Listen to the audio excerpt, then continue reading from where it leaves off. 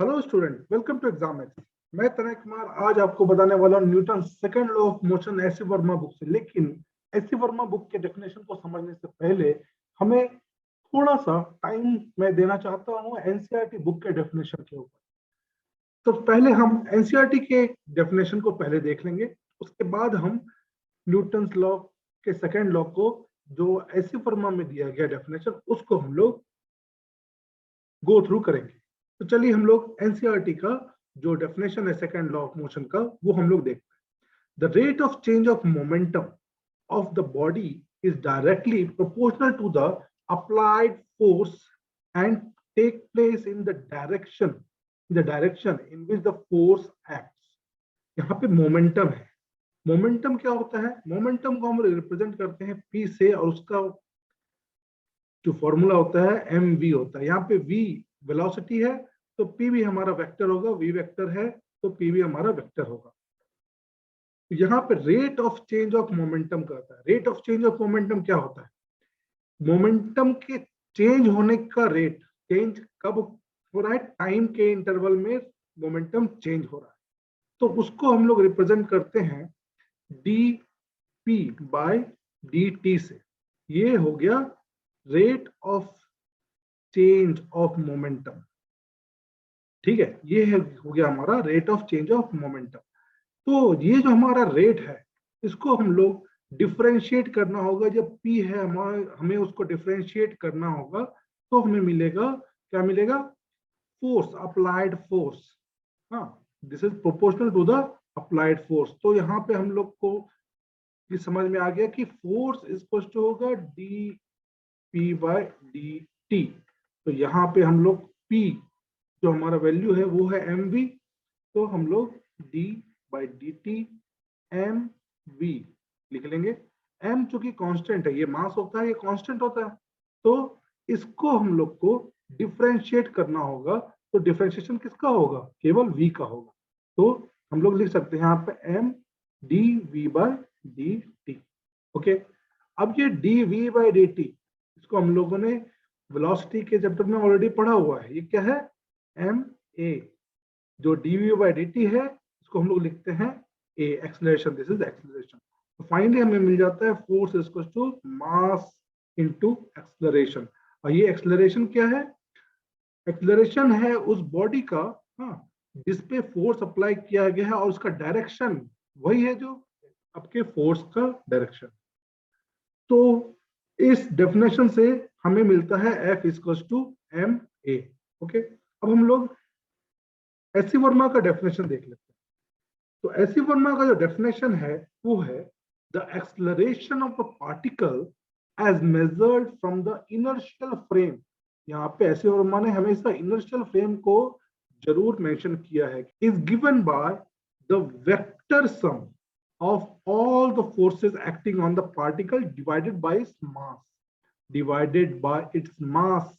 हमको एक्सेलरेशन है, एक्सेलरेशन क्या है? Acceleration of a particle is measured from an inertial frame is given by vector sum of the forces। मान लीजिए किसी एक ऑब्जेक्ट पे मल्टीपल फोर्सेस लग रहे हैं, हाँ, ये F1 है, F2 है, F3 है, तो फाइनली जो फोर्स हो रहा है हम लोग का ये F है। ठीक है, ये रिजल्टेंट फोर्स है, इन तीनों का रिजल्टेंट फोर्स F है। तो हमारा एक्सेलरेशन क्या होगा? सम ऑफ ऑल फोर्सेस, इसका मतलब जो रिजल्टेंट फोर्सेस होगा F by the mass of a particle. तो मास ऑफ द पार्टिकल से हमको डिवाइड करना है। तो फाइनली F हमें क्या मिल जाएगा? m इंटू ए। तो दोनों डेफिनेशन से हमें फॉर्मूला यही मिलता है। तो सेकेंड लॉ ऑफ मोशन को हम लोग कह सकते हैं, हाँ, F equal to m a है। ठीक है, ये हमारा सेकेंड लॉ ऑफ मोशन का डेफिनेशन का एक आउटकम है, F इक्वल टू एम ए।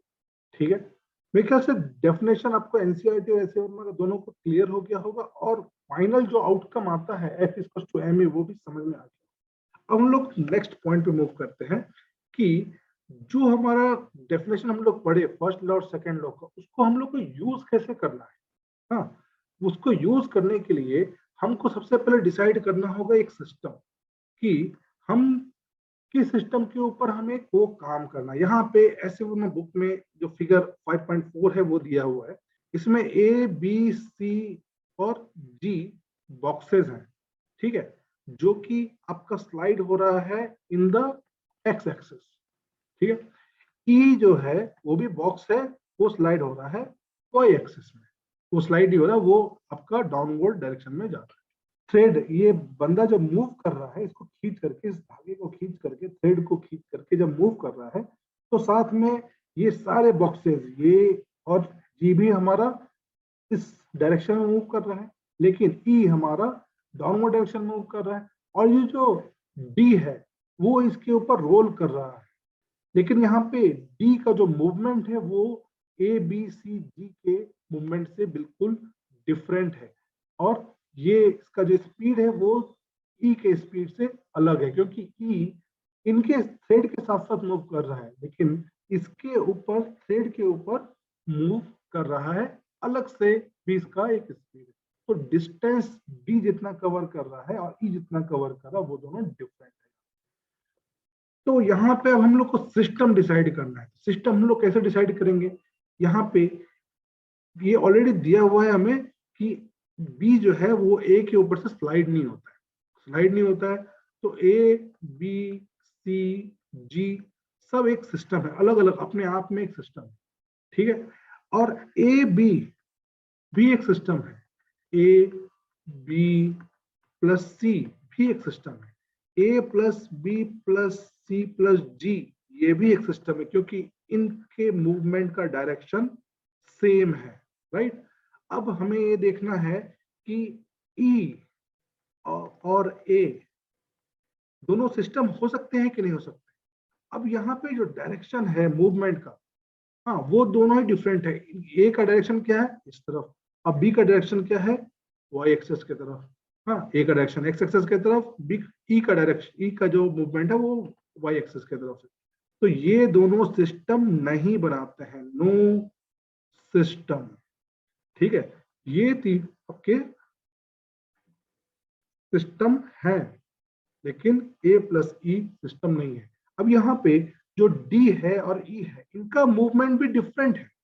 हाँ, ये लोग डिफरेंट तरीके से मूव कर रहे हैं, तो इस केस में भी यहाँ पे हम लोग ई प्लस डी को सिस्टम कंसीडर नहीं करेंगे, नो सिस्टम, ठीक है। इसको भी हम लोग सिस्टम कंसीडर नहीं करें।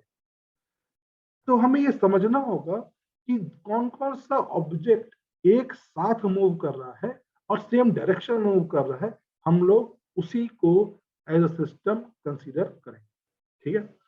नेक्स्ट हम लोग को स्टेप लेना है कि फोर्सेस को आइडेंटिफाई करना है कि कौन कौन सा फोर्सेस उस पर लग रहा है। अब ये जो पर्सन है, हाँ, वो एक बॉक्स को उठाया हुआ है अपने सर पे। अब ये बॉक्स, ऑब्वियसली बॉक्स इसको कुछ नीचे प्रेस करेगा, और ये बंदा अपने सर से उसको ऊपर की तरफ फोर्स लगा रहा है। इस बंदे का खुद अपना एक वेट होगा जो अर्थ की तरफ होगा, हाँ, और ये जो लोड है इसका भी खुद का एक वेट होगा जो अर्थ की तरफ होगा। तो फाइनली हम लोग को ये फोर्सेस को आइडेंटिफाई करना है कि कौन कौन सा फोर्स इसके ऊपर लग रहा है, ठीक है। तो पहला बॉय को हम लोग देखते हैं। अब सबसे पहले देखेंगे अर्थ। ये जो बंदा अर्थ पे खड़ा है, तो ये बंदा अर्थ के ऊपर एक फोर्स लगा रहा है, इसका जो वेट है, वेट मान लीजिए इसका जो मास है वो m होगा, हाँ, तो ये वेट हो जाएगा आपका mg, ठीक है, ये कुछ ऐसा ही होगा। तो इसको हम लोग मान लेते हैं अभी w है, ठीक है। अब यहाँ पे ये जब इसके ऊपर फोर्स लगा रहा है, तो ये फ्लोर भी इसके अपोजिट में एक फोर्स लगाएगा जिसको हम लोग n लिखते हैं, ये n वही n है, ठीक है। अब यहाँ पे जो हमारा लोड है, हाँ, जो लोड है वो इस आदमी के ऊपर, इस सर के ऊपर एक फोर्स लगा रहा है इस साइड, ठीक है। अब ये जो फोर्स लगा रहा है डाउनवर्ड्स, इसको हम लोग n1 ले लेते हैं, ठीक है। अब हम लोग देखते हैं कि कौन कौन सा फोर्स बॉक्स के ऊपर लगा है। अब बॉक्स के ऊपर या ये लोड के ऊपर जो जिसका मास हम लोग मान लेते हैं m है, ये भी अर्थ के डायरेक्शन में एक फोर्स लगाएगा mg, राइट। अब ये mg अर्थ के डायरेक्शन में लगा रहा है, और ये जो फोर्स है, हाँ, ये सर से के बल से ऊपर की तरफ एक फोर्स लगाएगा, उतना ही फोर्स लगाएगा जितना ये ऑब्जेक्ट इस आदमी के सर पे नीचे की तरफ लगा रहा था। नीचे की तरफ कितना फोर्स लगा रहा था? लोड लगा रहा था N1, ठीक है, नीचे की तरफ ये N1 था। तो ये आदमी भी इस बॉक्स के ऊपर की तरफ N1 फोर्स लगाएगा, ठीक है। ये बॉक्स के ऊपर भी उतना ही फोर्स, सेम फोर्स एग्जैक्ट यहाँ पे इसमें बुक में भी ये दिया हुआ है ऑलरेडी। हाँ, सारे फोर्सेस को मेंशन किया हुआ, उसके डायरेक्शन को भी मेंशन किया हुआ है, ठीक है। और नेचर ऑफ फोर्स जो है उसको भी मेंशन किया हुआ है कि हमारा जो W है, हाँ, जो वेट होता है जिसको है mg कहते हैं, हाँ, ये जो mg है बॉक्स का या फिर जो mg है ये पर्सन का, वो दोनों ही डाउनवर्ड्स होगा, और ये ग्रेविटेशनल फोर्स है। बाकी जितने भी कांटेक्ट फोर्सेस हैं, सारे के सारे जितने भी कांटेक्ट फोर्सेस हैं, जितने जगह कांटेक्ट हो रहा है, जैसे यहाँ पे कांटेक्ट हो रहा है, फिर यहाँ पे कांटेक्ट हो रहा है, ठीक है, तो ये सारे जितने कांटेक्ट हो रहे हैं सारे के सारे क्या है? Electromagnetic force. Okay, second step खत्म करने के बाद हमें फ्री बॉडी डायग्राम बनाना है। फ्री बॉडी डायग्राम, अब इसका ही हम लोग लेते हैं जो हमने स्टेप 2 में लिया था, उसका फ्री बॉडी डायग्राम बनाते हैं। तो फ्री बॉडी डायग्राम के लिए सबसे पहले हम लोग किसका बनाते हैं? बॉय का हम लोग फ्री बॉडी डायग्राम बनाते हैं कि मान लेते हैं ये जो पॉइंट है ये बॉय है, ठीक है।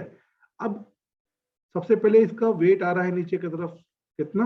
W, जो हमने ये लिया था, राइट, हमने ये लिया है weight W, okay, downwards. Next क्या है हमारा?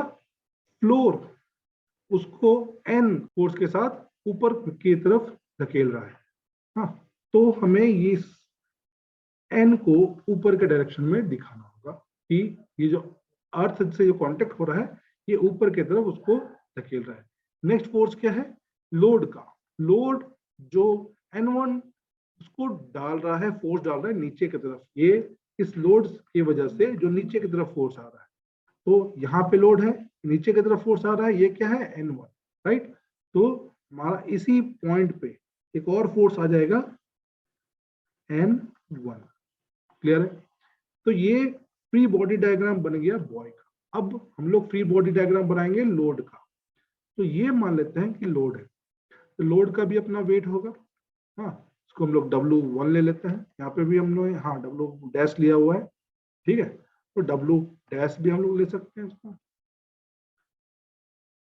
और जो बॉय के ऊपर ये जो लोड है फोर्स डाल रहा था N1, तो उतना ही फोर्स बॉय भी ऊपर की तरफ डालेगा N1, ठीक है। तो यहाँ पे लोग N1 लिखेंगे। अब हमारा ये जो फ्री बॉडी डायग्राम है ये फाइनलाइज हो गया दोनों का, बॉय का और लोड का। जैसे ही फाइनलाइज होता है हम लोग को नेक्स्ट चूज करना होता है इसका एक्सिस। यहाँ पे तो हमने सारा वाई एक्सिस को ही लिया है, ठीक है, दोनों केस में वाई एक्सिस ही है हमारा, तो हमें उसमें प्रॉब्लम नहीं। लेकिन कभी कभी ऐसा होता है कि हमारा जो फोर्सेस है वो डिफरेंट डायरेक्शन में होता है, तो हम लोग को उसको अलाइन करना पड़ेगा एक्स एक्सिस और वाई एक्सिस में, और उसके बाद हमें उसका इक्वेशन लिखना होगा। अब इस स्टेप 4 को देखने के लिए हम लोग एग्जाम्पल दिया हुआ है, हम लोग उसको देखते हैं। एग्जाम्पल 5.2, इसमें दिया हुआ है ए ब्लॉक ऑफ मास m। ये ब्लॉक है जिसका मास क्या है? m, is pulled on a smooth horizontal table by string. String, ये स्ट्रिंग है, धागा है, मेकिंग एन एंगल थीटा। ये थीटा एंगल बना रहा है, ये थीटा हमें गिवन है, ठीक है, with the horizontal as shown in figure 5.7. if the acceleration of the block is a, ये जो ब्लॉक है उसका एक्सेलरेशन है a, ये इस साइड मूव कर रहा है, ब्लॉक हमारा इस साइड मूव कर रहा है, तो उसका एक्सेलरेशन भी इसी डायरेक्शन में होगा। इसका डायरेक्शन एक्सेलरेशन क्या है? a. find the force applied by the string। ये जो फोर्स है स्ट्रिंग जो अप्लाई कर रहा है वो हमें निकालना है, and bye the table on the block. और ये जो टेबल फोर्स एक्सर्ट कर रहा है अपवर्ड डायरेक्शन में, मान लीजिए इसको हम एल ले लेते हैं, तो हमें ये दोनों फोर्स निकालना है कि टी कितना है, जो टेंशन है स्ट्रिंग में वो कितना है, और जो एन है नॉर्मल, हाँ, इस टेबल के वजह से जो ब्लॉक के ऊपर फोर्स पड़ रहा है वो कितना है। तो हम लोग इसको स्टेप बाय स्टेप देखते हैं। सबसे पहले इसका फ्री बॉडी डायग्राम बना लेते हैं। फ्री बॉडी डायग्राम बनाने के लिए ब्लॉक का फ्री बॉडी डायग्राम हम लोग को बनाना है। हाँ, तो सबसे पहले हम लोग को वेट लेना होगा, इसका मास है तो ये वेट आ जाएगा। वेट कितना हो जाएगा, एम जी, कैपिटल एम है, राइट। अब इस बॉक्स के ऊपर टेबल की तरफ से नॉर्मल हमने लिया हुआ है एन, ठीक है, ये एक्स एक्सिस है। अब इस एक्स एक्सिस से थीटा एंगल पे स्ट्रिंग का जो टेंशन है, जो ये पर्सन उसको खींच रहा है उसके वजह से स्ट्रिंग में टेंशन है, वो है टी, राइट। अब ये जो टेंशन है, हाँ, हमें वो निकालना है, और ये जो एन है ये निकालना है, हमें ये दोनों चीज निकालना है। हमें क्या दिया हुआ है, एक्सेलरेशन भी यहाँ पे गिवन है। तो हम लोग पहले इसका ये जो टेंशन है इसका एक्स एक्सिस और वाई एक्सिस के अलोंग क्या इक्वेशन होगा वो देख लेते हैं। तो पहले हम लोग देखते हैं एक्स एक्सिस के अलोंग इसका क्या क्या फोर्सेस है, ठीक है। एक्स एक्सिस के अलोंग क्या क्या फोर्सेस है, एक्स एक्सिस। अब ये W है mg का एक्स एक्सिस में कोई इफेक्ट होता है क्या, कुछ नहीं होगा। हाँ, तो mg जो फोर्स है उसका एक्स एक्सिस के अलोंग क्या होगा, फोर्स 0, ठीक है। तो इस तरीके से n का भी जो हमारा एक्स एक्सिस के अलोंग होगा 0, लेकिन ये t है, t हमारा एक एंगल के साथ है यहाँ पे। हाँ, तो ये जो t है, t के वजह से जो फोर्स लग रहा है, फोर्स ड्यू टू t, हाँ, वो होगा हमारा t cos theta along the x axis, t cos theta. ये हमने ट्रिग्नोमेट्री चैप्टर में ऑलरेडी पढ़ा हुआ है। हाँ, तो फोर्स ड्यू टू t, हाँ, due to t along x axis, ठीक है, तो होगा t cos थीटा। अब जो t cos थीटा है, इस t cos थीटा की वजह से हमारा ये एक्सेलरेशन हो रहा है, और एक्सेलरेशन किसके साथ है, इस मास के ऊपर है। तो t cos theta is equal to हो जाएगा m a, क्योंकि इसी फोर्स की वजह से ये एक्सेलरेशन हो रहा है। तो t cos थीटा हमारा फाइनल फोर्स है in the x axis direction, और वो बराबर है किसके, m a के। तो हमें फाइनली क्या मिल जाएगा, t इक्वल टू हो जाएगा m a by cos theta, ठीक है। यहाँ पे हमें क्या मिल गया, t का वैल्यू मिल गया। ओके, अब हमें ढूंढना है n का वैल्यू।